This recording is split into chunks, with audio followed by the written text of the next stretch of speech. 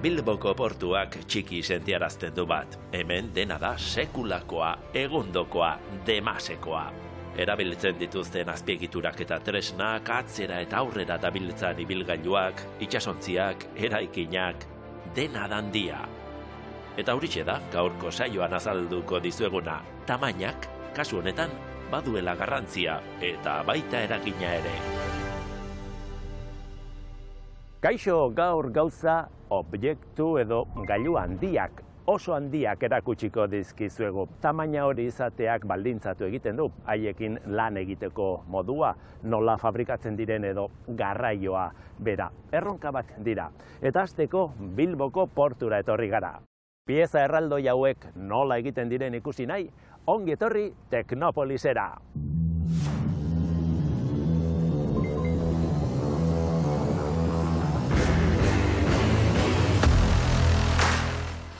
Kaixo Irati, Kaixo. Zai zeunden, zelako eraikin zarra, ez da? Handia. Bai, oso handia, eta barruan dagoena be. Handiagoa. Zer egiten duzu hemen? Hemen offshore dorreak, transizio piezak eta monopailak egiten ditu. Zer da monopail bat? Itsaso barruan sartzen den estruktura, eta gero goian ipintzen da transizio piezak, eta gero ja offshore dorreak. Beraz hemen egiten diren dorreak itsasoko parketan jarriko dira, ez da? Eta handiak pentsatzen dut, horregatik etorri gara. Bai. Handiak, oso handiak. Handiak, bueno, ikus ezagun. Bai. Bazen barrura.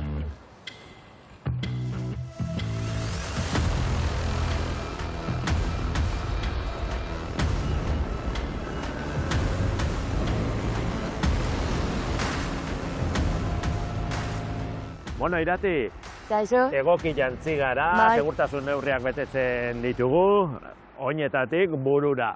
Eta lehenengo pausoa edo azalduko dugu orain, ez da? Gaude. Hemen haizean daukagu 4, eta lehenengoa da moztu eta bizelatu area.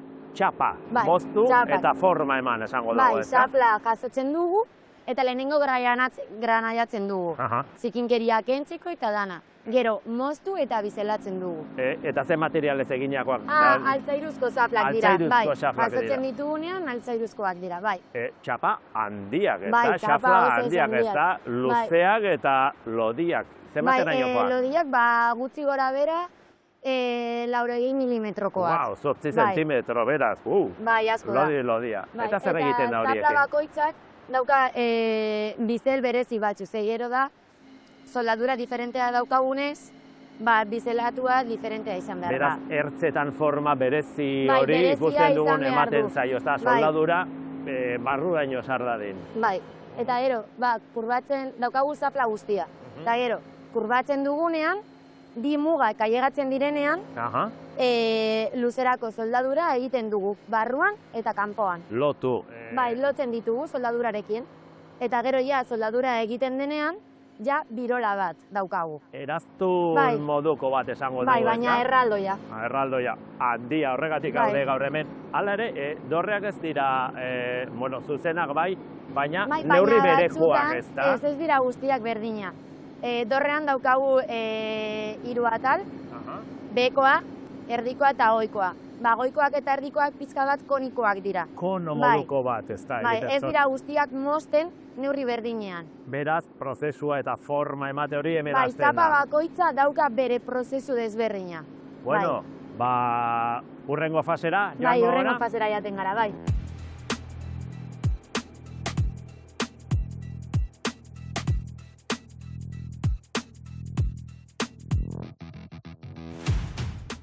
Bueno, nora karri gaituzu? Handiak dira, egitura hauek. Hauek dira birolak, Eta orain Azkunde lerroetan sartuko gara sekzio osoa betetzeko. Ja, pixkana, azten ari da kontua. Lehenengo egiten ditugu bikoteak. Bikotea pirola edo eraztun horienak, bikoteka lotu. Bikoteka edo batzutan trioak egiten ditugu. Eta sartzen ditugu Azkunde lerroetan. Gero sartzen du beste bikote bat, eta soldadura kolumnarekin soldatzen dugu kanpotik eta barrutik. Eta amaitzen dugunean, mugitzen da, eta beste bikote bat sartzen da. Eta horrela, sekzio osoa betetzera arte. Zenbat pirola edo eraztun izan ditzake, sekzio edo tramo bakoitzak? Sekzio bakoitza desberdinak dira, baina batzu daukate 16, beste batzu daukate 8, 13, 11. Dorrean, non kokatuta egongo denaren arabera izango da hori, bai. Nola lotzen dira? Zabezu soldadura erabiltzen dira, baina garrantzitsua izango da gero haizeak dorrea mugitzen duenean resistentzia asko behar du. Bermatzea. Bai, arku mugildua erabiltzen ditugu kanpoan eta barruan. Eta bikote guztiak egiteko, eta ikusi duna lehen, luzerako soldadura B egiteko. Erabiltzen dugu metodo berdina. Arku murgilduzko soldadura horrek berme eskainiko du, berme mekanikoa, zurruntasuna, horregatik da teknikarik egokiena. Oberena da negozio honentzako, bai.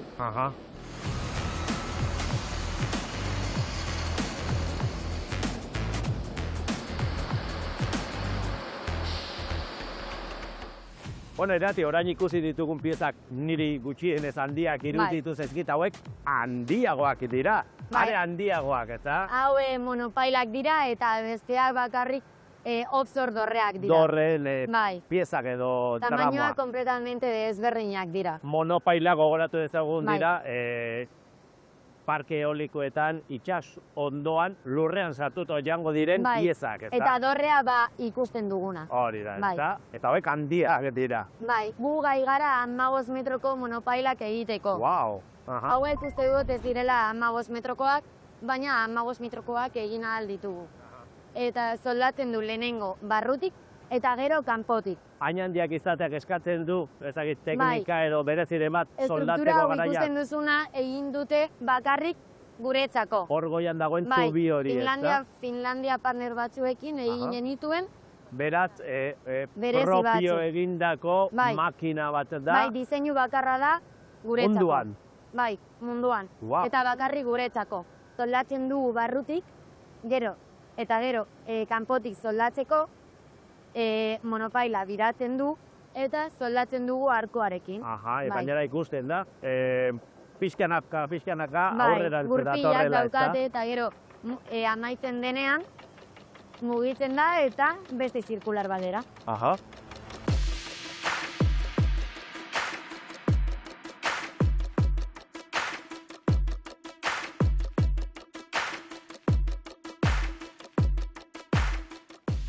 Bueno, Irati, ikusten dugun pieza hau labetik atera berria dagoela, esan genezake, ezta? Bai, justo orain, 3. zailan gaude, eta kaldereria amaitzen denean, 4 pausu daude. Garbitzen da, urarekin, gatz eta zinkinkeria kentzeko. Pieza mekanizatu hori. Bai, granaiatzen da, metalizatzen da, eta margozten da. Margozten da, ikusten dugun kabina edo gela handia hauetan, ezta? Bakoitza bere kabina dauka, egiteko bere prozesua. Prozesu bakoitza egiten, eta amaitzen denean, kanpora joaten da, eta bakarri retoke batzuk egiten dira kanpoan, hau ikusten duguna. Esan duzu, tratamendu berezia ematen zaiela pieza hauei, izan ere hauek itsasoaren erdian egongo dira. Bai, korrosiorako eta dana. Daukagu talde bat, espezialitatuta dagoela eta margoak bereziak dira, ze tratamentu berezia izan behar dute, ze denbora asko egongo dira, hor... Itsasoak. Bai, itsasoan. Gutxienez, 20 urte, 30 urte iran behar dute. Tratamendu eman da, ezta?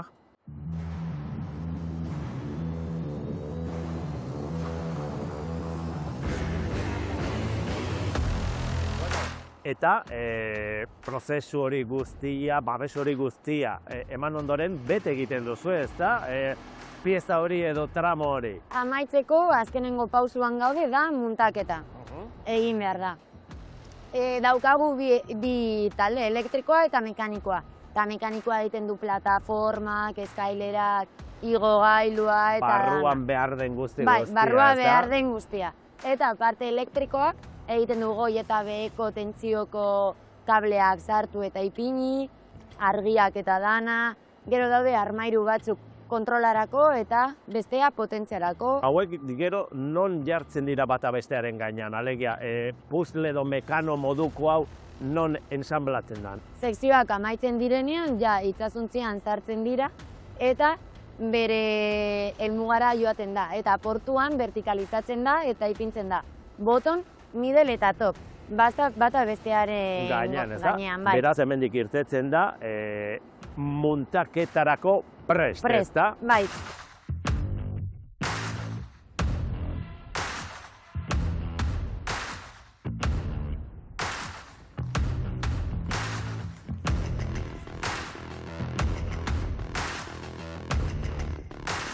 Bueno, Irati, iritsi gara prozesuaren azken fasera. Euria hasi du, baina merezi du hona etortzeak izan ere ikaragarria da, hemen pilatzen dituzuen pieza hauen tamaina ikustea, da? Merezi du. Bai. Non gaude? Gaude kanpoan ja sekzioak ja beteta daudenean, ja muntaketa, ja margotuta, ja dana daudenean. Hemen ikusten dudana da, batzuk dira dorren tramo edo atalak, eta besteak dira monopail, ezta? Ondoan sartuta joango direna, monopailak eusteko, hauek. behar ditugu ondarbankada espezial batzuk. Zaten nuen, zertarako diren hauek, ez? Bai, da dena eusteko. Oso astunak direlako, ezta? Horregatik jartzen zaie ondarra azpian, eusteko. Bai, 1500 toneladan monopailak, eta 300... Bakoitzak, ezta? Bueno, bukatuta daude, bezeroa hona etorri eta nola eramaten ditu, ez? Itxasoan... Bai, itxasontzian montatzen dugu eta... Itxasontziz eramaten dira? Bai, itxasontziz eramaten dira guztiak. Kliente batzuk daude Frantzian, adibidez hauek Frantziara joaten dira, zen montaketa ez da egiten hemen. Egiten da... Bertan, parke eolikoan bertan. Frantzian, hori. Itxasoan, ezta? Eta gero, beste leku batera joaten dira, ja vertikalizatzeko eta dena montatzeko.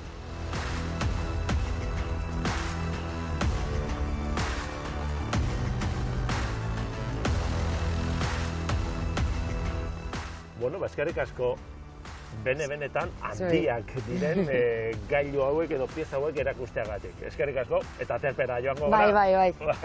Aio. Agur.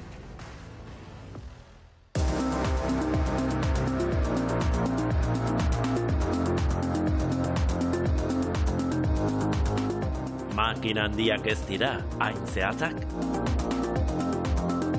Gezurra. Handia eta kankailua beti ez datoz bat. Makinen kasuan behintzatez, izan ere, makina handiak oso zehatzak izaten dira. Hain zuzen ere, munduko makinarik handiena partikula subatomikoak ikertzeko erabiltzen da. LHC partikula azeleragailua da, Genevatik gertu dago, eta 27 kilometroko zirkunferentzia bat osatzen duen tunel batean dago instalatuta.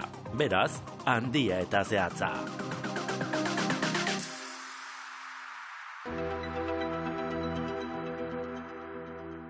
Pioneering Spirit barkua 2013an eraiki zuten Hego Korean. 382 metroko luzera du eta 124 metroko zabalera. Munduko barku zabalena eta pisuena da, eta itsasontzi garabi handiena. Petrolio eta gas plataforma handiak muntatu eta desmuntatzeko diseinatuta dago, eta baita itsasondoan hodiak jartzeko ere. 64 metroko habe batzuk ditu. Eta horiek mekanizatzeko erabili zen makina, Bergarako Osintxu auzoan dagoen Soraluze kooperatiban diseinatu eta egin zuten. Toki honetan muntatu zen 64 metro luze, 8 metro altu eta ia 3 metro zabaltzen fresatzeko eta mandrinatzeko makina. Izan ere, Soraluzen, makina erreminta handiak egitera bideratu dira azken urteotan. Azkenean prozesu bat da, ez da egun batetik bestera lortzen den gauza bat. Gure kasuan lehenengo makina handia esango genuke, Bilboko azokan 2006an aurkeztu zen. Makina hau gaur egun Goimek kooperatiban Itziarren lanean dago. Eta geroztik hori dena garatu dugu, bai teknologia, gama eta baita ere azpiegiturak. Azpiegiturei dagokienez, aipatzekoa da Soraluzeko eraikina bera. Eremu zabala da, zutaberik gabekoa. 155 metroko luzera du eta 35 metroko zabalera. Begibistan antzeman ezin bada ere, zorua berezia da, zurruna, sendoa eta gogorra. Eraiki zenean, haitza jo arte zulatu zuten, 8-12 metrora, eta piboteak 1,5 metro behin ditu. Makina erremintaren alorrean bere biziko garrantzia du zoruaren zurruntasunak. Zurruna ezpada, makinetan vibrazioak sor daitezke eta horrek akatsak eragin ditzake mekanizatzeko prozesuan.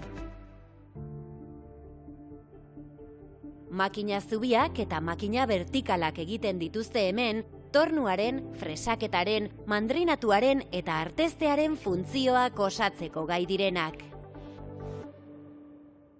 Horrek esan nahi dauena da, fresatziaz gain, mandrinatu da, torneatzeko operazioak inaldie, artestu alda, rektifikatu. Orduan, horrek eskaintzen dauen aukera da, nolaitz, pieza bat fabrikatzeko biharrezkoak dien urrats edo pausu ezberdinak makina bakarrian ejekutatzea. Batez ere, energiaren alorretik eta ontzigintzatik jasotzen dituzte eskaerak. Hor, pieza handiak mekanizatu behar izaten direlako. Beraz, pieza handiak mekanizatzeko volumen handiko makinak behar dira eta zehaztasun handiarekin egin behar dute lan. Pieza handixak dienez, material asko mekanizatu behar da, volumen asko kendu behar zaio piezari mekanizatzen den prozesu hortan. Eta prozesu hori azkartzeko, zenbat eta potentzia altua bai izan, mekanizazioko prozesua azkarragoa da. Bizkortasun eta potentzia handiagoa bilatzeak, makina erremintaren zehaztasuna kaltetu dezake. Zenbat eta bizkorrago eta indartsuago lan egin, vibrazioak sortzeko arriskua areagotu egiten delako. Soraluzen ordea, makina erreminta handien munduan punta-puntan egotera eraman dituen teknologia propioa dute, ideko zentro teknologikoaren laguntzaz garatutakoa, amortiguazio aktiboa, mekanizatzean sortzen diren indarrak orekatzen dituen sistema bat. Erramintatik ahalik eta gertuen, aktuadore inertzialak deitzen ditugun elementu batzuk kokatzen ditugu geure makinan, sensore batzun bitxartez vibrazioa neurtzen dugu, eta nolabait aktuadore inertzial horreikin sortzen duena da indar inertzial bat nolabait vibrazio horri oposatzen zaiona. Eta vibrazio maila jaistea ahalbidetzen duena. Makinen muntaia egiten dute Soraluzeko pabiloi honetan. Pieza gehienak taldeko beste lantegietatik ekartzen dituzte eta gehienak, baina ez denak, makinaren burua bertan egiten dute. Burua delako makinaren bihotza elementurik kritikoena. Makinaren ezaugarrixetan eragin handia daukalako. Abiadurari dagokionez, bilakaera termikoari dagokionez, potentzia transmititzeko gaitasunari dagokionez, eta bar. Soraluzera gaur egin dugun bisitan, ez dugu makina erraldoirik aurkitu, baina bukatzen ari direnak txiki-txikiak ez dira. 5 metroko altuera dute eta 12-15 metroko luzera. Eskaera jasotzen dutenetik urtebete pasatxo behar dute makina bukatu eta entregatzeko.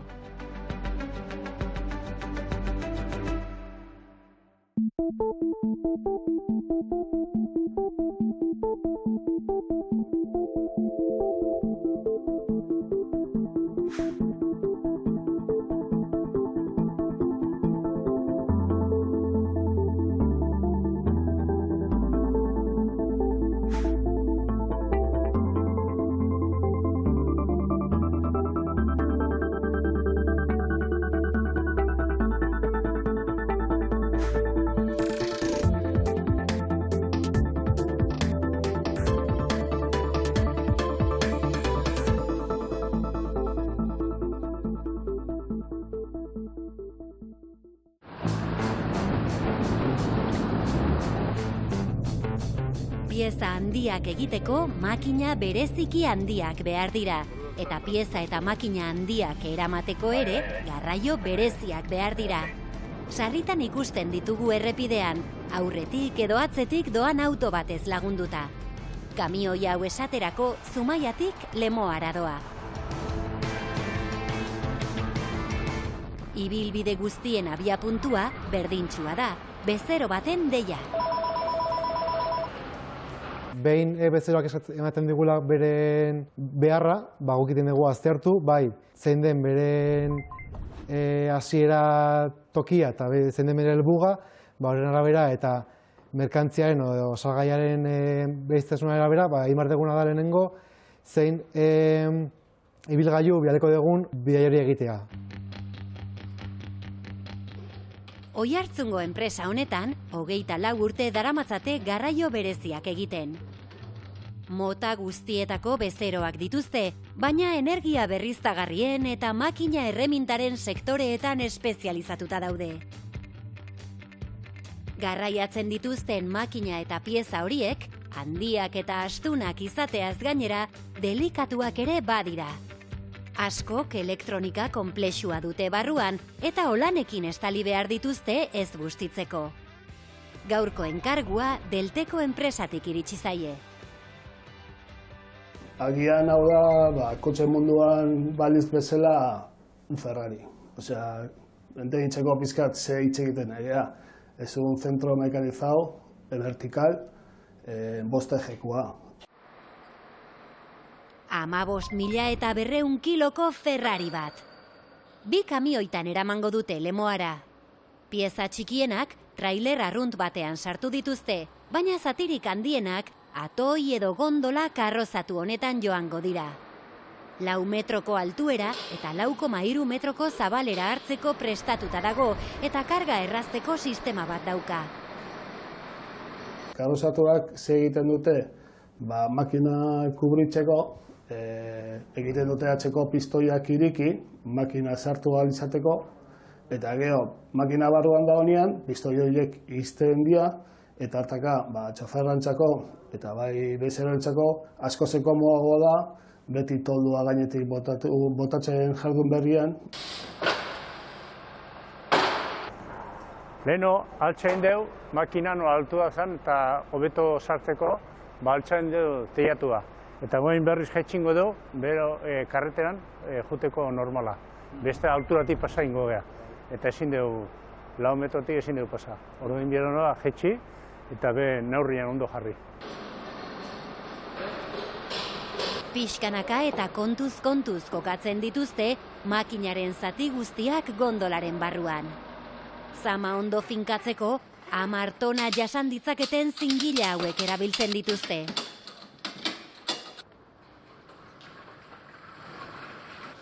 Orain karga estali behar da.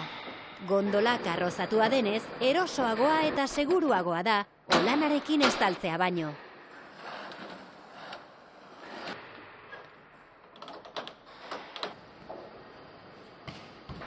Eta azkenik, kamioia bera eta bidelagun izango duen kotxe pilotua seinaleztatu behar dira.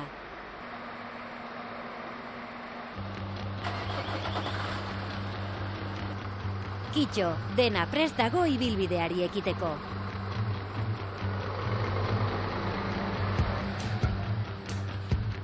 Trafiko bereziaren arduradunek aldez aurretik erabaki dute ibilbidea bulegoan. Kamioiaren eta kotxe pilotuaren gidariei azaldu diete zer bide hartu behar duten eta zer oztopo aurkitu ditzaketen. Garraio berezia egiteko 3 atal dira oso garrantzitsuak. Alde batetik inbertsioak oso fuertea dira. Ekipoak oso berezia dira, diru askokoak, baina gero dakagu beste arlo bat, gizataldea ezin du izan arrunta. Garraio hau egiteko izan behar dute oso espezializatuak eta oso profesionalak.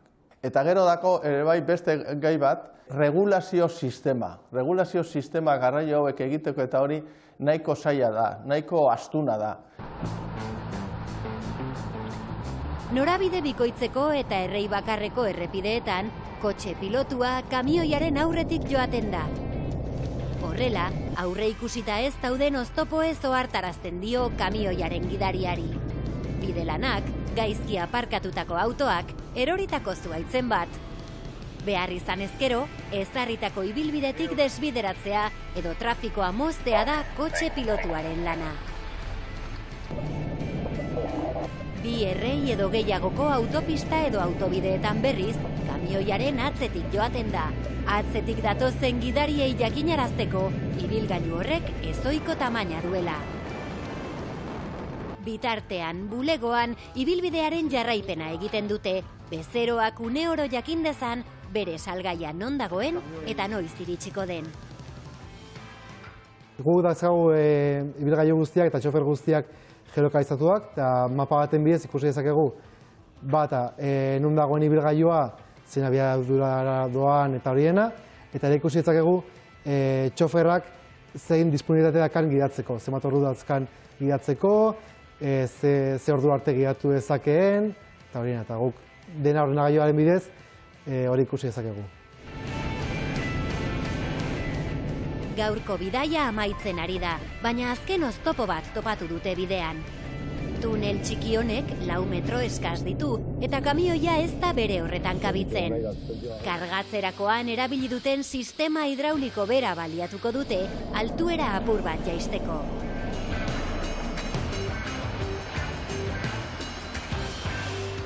Azkenengo metroak oinez egingo dituzte. Bueno, oain jaitsiko gara eta ikusiko dugu nola doon lekua sartzeko kamiona. Zatia, lehenbizi, oain eskungo gara. Igual gara sartzen ondo eta igual hemen buelta eman beharra sartzeko atzeaka eta ikusi beharko du lehenbizi. Badirudi ez dagoela arazorik maniobra bertan egiteko. Bidaiaren amaiera da, merkantzia bezeroaren pabiloian dago jada. Orain deskargatu egingo dute eta etxera itzuliko dira hurrengo garraio berezirako deia jaso arte.